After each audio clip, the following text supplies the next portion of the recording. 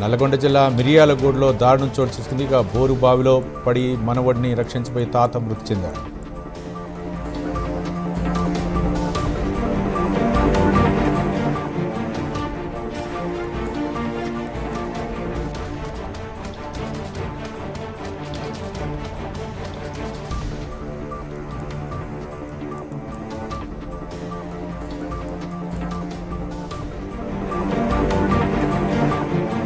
ప్రకాశం జిల్లా సింగరాయకొండలో స్వర్ణాంధ్ర స్వచ్ఛాంధ్ర కార్యక్రమాన్ని నిర్వహించారు. ఈ కార్యక్రమానికి మంత్రి డోలా బాల వీరాంజనేయ స్వామి ముఖ్య అతిథిగా పాల్గొన్నారు.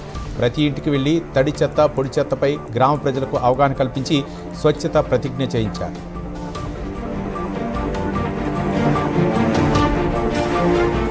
మార్కాపురం జిల్లాను ప్లాస్టిక్ రహిత జిల్లాగా తయారు చేయడానికి ప్రతి ఒక్కరూ కృషి చేయాలని కలెక్టర్ విజయ్ సునీత పిలుపునిచ్చారు.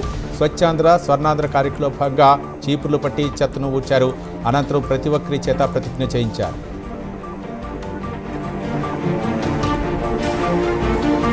కేరళలోని కాంగ్రెస్ నాయకులు రమేష్ చెన్నితాలతో ప్రభుత్వ సలహాదారు విహెచ్ సమావేశమయ్యారు. ప్రభుత్వంలో చేరాలని రమేష్ చెన్నితాలకు సూచించారు.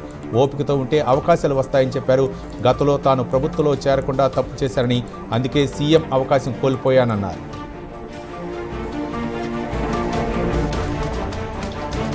కృష్ణా జిల్లా అవనిగడ్లో హెల్మెట్ అవగాహన ర్యాలీ నిర్వహించారు. డీఎస్పీ ఆధ్వర్యంలో అవనిగడ్లోని డిగ్రీ కాలేజ్ నుండి కోర్టు వరకు ర్యాలీ చేపట్టారు. హెల్మెట్ ధరించకపోవడం వలన జరిగే నష్టాలను వివరిస్తూ ర్యాలీ కొనసాగింది. వాహనాలపై వెళ్లే ప్రతి ఒక్కరూ హెల్మెట్ ధరించాలని కలెక్టర్ సూచించారు.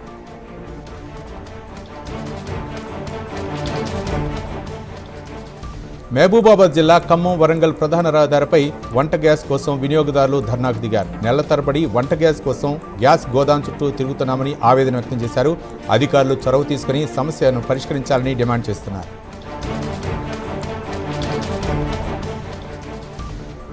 తైవాన్ విషయంలో అమెరికా అధ్యక్షుడు ట్రంప్ మాట మార్చారు. తైవాన్ ప్రజల స్వాతంత్ర ఆకాంక్షల కోసం అంత దూరం ప్రయాణించి తాము యుద్ధం చేయాలని అనుకోవటం లేదన్నారు. తైవాన్ అంశం క్లిష్టమైన సమస్యనని, ఈ ద్వీపం అమెరికాకు మాత్రం 15,000 కిలోమీటర్లకు పైగా దూరంలో ఉందన్నారు.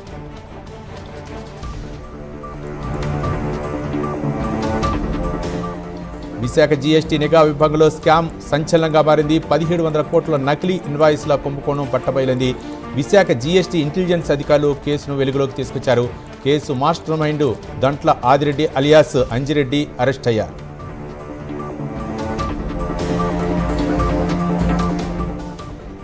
సికింద్రాబాద్ రెజిమెంటల్ బజార్లో అగ్ని ప్రమాదం కలకలం రేపింది. మెట్రోపాలిటన్ హోటల్లో మంటలు ఎగిసిపడ్డాయి. హోటల్లోని 3 అంతస్తులో ఉన్న వంటగది నుంచి మంటలు వచ్చాయి. అవి పక్కనే ఉన్న రెస్టారెంట్కు వ్యాపించాయి.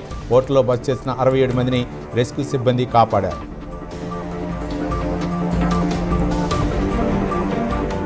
విజయనగరం జిల్లా గజపతి నగరం దత్తిరాజేరు మండలంలో మంత్రి కొండపల్లి శ్రీనివాస్ పర్యటించారు. దశాబ్దాల కాలంగా రోడ్డు సౌకర్యం లేని భోజరాజపురం గ్రామానికి 2 కోట్ల రూపాయలతో 2 కిలోమీటర్ల మేర నిర్మించిన బీటీ రోడ్డును మంత్రి కొండపల్లి శ్రీనివాస్ ప్రారంభించారు. రోడ్డు సౌకర్యం లేక గత ఎన్నికల్లో ఓటింగ్కు గ్రామస్తులు దూరంగా ఉన్నారు.